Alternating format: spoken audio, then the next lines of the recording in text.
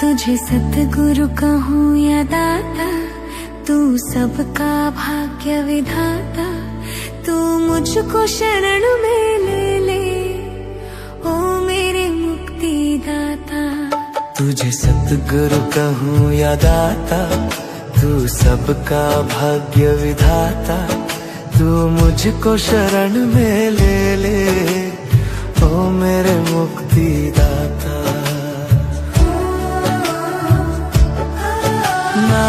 एकता हो जाएगी, मेरे सुख से तुम्हारे सुख की एकता हो जाएगी, मेरे आनंद स्वभाव से तुम्हारा स्वभाव एक हो जाएगा। प्रचिता देखो बेटे, जैसे दो सरोवर हैं और पार टूट गए तो कौन से सरोवर का कौन सा पानी?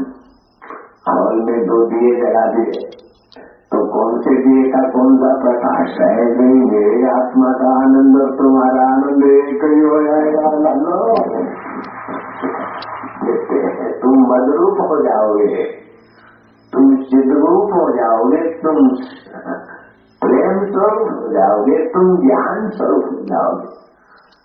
जैसे मेरे दर्शन से लोगों को शांति, आनंद और ज्ञान मिलता है, ऐसे ज्ञानवान के दर्शन से शांति और आनंद मिलता है। जैसे ज्ञानी मदरूप है, ऐसे प्रतिभा तुम भी मदरूप हो जाओगे।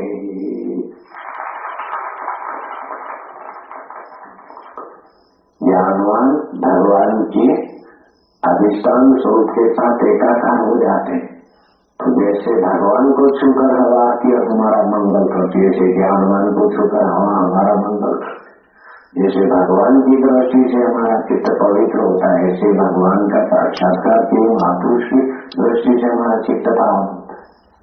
इसलिए बोलते साधुनाम दर्शनम पातनाशनम। ब्रह्म ज्ञानी की दृष्टि अमृत वर्षी गुरुवाणी में आया।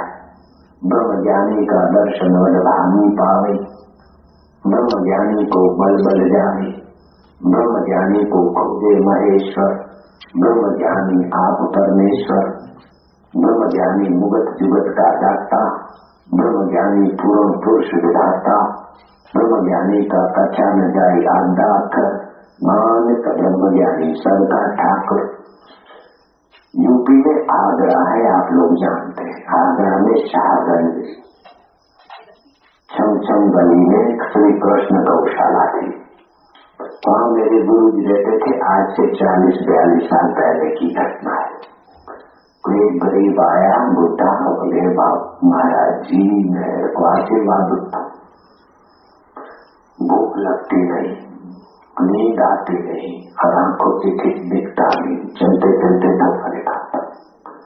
कृपा कर दो, मैं क्या बोले छपाए को मरने के लिए जन्म नहीं मिला, मौत तो शरीर की होती है, फिर भी तुम अमर हो बेटे। साईं मेरे को दिखने लग जाए ऐसी कुछ कृपा कर दो। साईं ने बता दिया, भूख लगने का उपाय बता दिया। श्वास बाहर छोड़ के पेट को अंदर बाहर करो, मन में रम रम जप करो, भूख अपने आप लगे। अंग्रेजी दवा वाले भी ड्रग लिख के देंगे, वो बैलों के हाथों और शक्कर से बनी हुई दवा है अच्छी। और आयुर्वेद वाले बोलेंगे लवण भास्कर खाओ या फलाना चूर्ण खाओ। गर्भवती वाले बोलेंगे भोजन के पहले थोड़ी अंदर खाओ तो भूख लगेगी।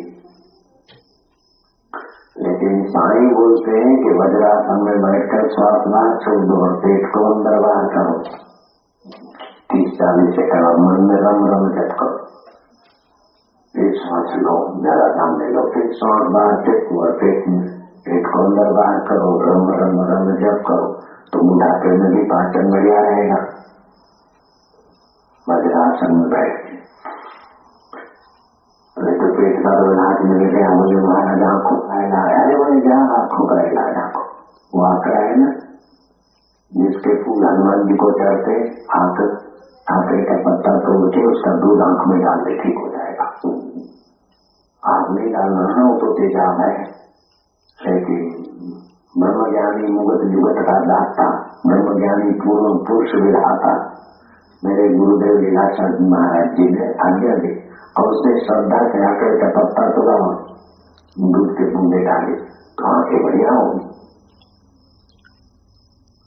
चश्मा बचमा हटा जो ठीक दिखने लगा। वच्चे कुर्सी में गया, दुकानदार से मिठाई दी, हमने जाए लीलाशा लो प्रसाद।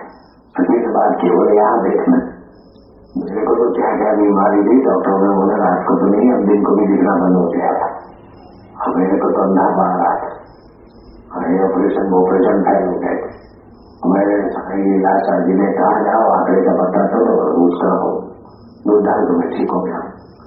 दुकानदार ने कहा मेरी भी नजर तो कमजोर हो गई। वो उठा, उसने आंकड़े का पता थोड़ा दूध डाला तो अंधा हो गया, इलाज ही नहीं हुआ कोई।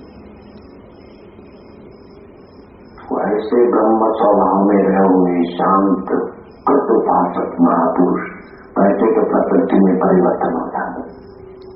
आंकड़े का दूध आंख के लिए जहर है, आप नहीं डालना, लेकिन मेरे गुरु ने कहा जब आंकड़े का दूध डाल दो, उसे मान लिया।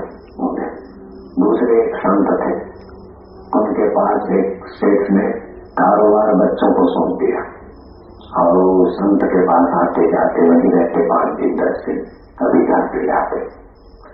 तो उन्होंने कारोबार अपने दोस्तों को रख लिया, अच्छी मुनिमों को हटा दिया। तो बाजार के उतार चढ़ाव में छोटे दिवाली होने लगे। तो बाप को बोला कि पिताजी जब से तुम गुरु जी के पास जाते तब से अपना सब चौपट होने लगा। तो पिताजी को दुख हुआ। हम गुरु जी के यहाँ बेटा, बस पिताजी आए, क्यों चेहरा उतरा है सेठ जी, क्या बात है?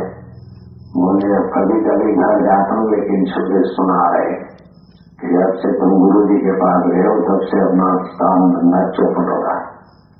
हकीकत तो ये बात है कि मैंने उनको सौंप दिया, मैं इधर आया तो छोलों को अनुभवी बूढ़े बुजुर्ग मुनि टोकते थे तो उनको निकाल दिया और अपने दोस्तों को रख दिया।